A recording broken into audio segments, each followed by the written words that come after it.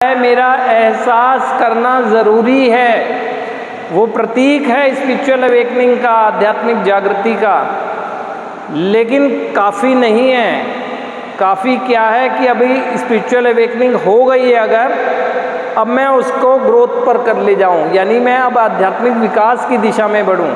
और विकास की दिशा में हम जब बढ़ पाएंगे जब हमें स्पिरिचुअल जो एक्सपीरियंस है वो होते रहेंगे।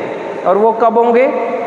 जब मेरी ज़िंदगी जीने की दिशा मैं तय कर चुका हूँगा। मैं तय कर चुका हूँगा इस बात को कि अब मेरी ज़िंदगी किस दिशा में जानी है। यदि आप मात्र एहसास करने के बाद अपने आप को ये कहते रहे कि मैं सुधर गया हूँ, तो संभावना फिर आप वापस उसी दिशा में जाएंगे जहाँ से आए हैं। लेकिन अब अगर आपकी दिशा तय हुई कि अब मुझे जीवन जीना है, अब मुझे ऐसा कुछ नहीं करना है जिसकी वजह से फिर मुझे पीड़ा हो और मेरे शुभचिंतकों को पीड़ा के दौर से गुजरना पड़े, तो अब उसके लिए क्या करना होता है?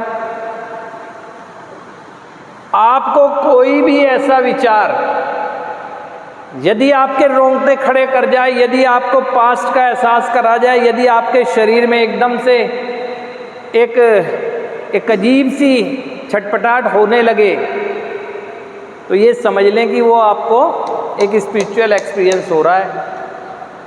कोई होने वाली घटना या घटित हो चुकी घटना आपको एकदम से सहमा हुआ महसूस करा जाए, आपको ये लगने लगे कि हाँ वास्तव में ये अंदरूनी, ये भी स्पिरिचुअल एक्सपीरियंस है। और ये समय समय पर होते रहते हैं। यहाँ पर आप में से बहुत से लोग, जब कोई विचार को बताया जा रहा होता है, आपको एकदम से लगता है वो विचार कि ये मेरे कंसर्निंग विचार है, मेरे जीवन की सत्यता है। जहाँ आपने ये स्वीकार किया, तो ये आपका बताता है कि ये आपको एक ऐसा अनुभव हुआ जो अंदरूनी अनुभव हुआ। यही तो प्रेरित करेगा आध्यात्मिक जीवन जीने के लिए।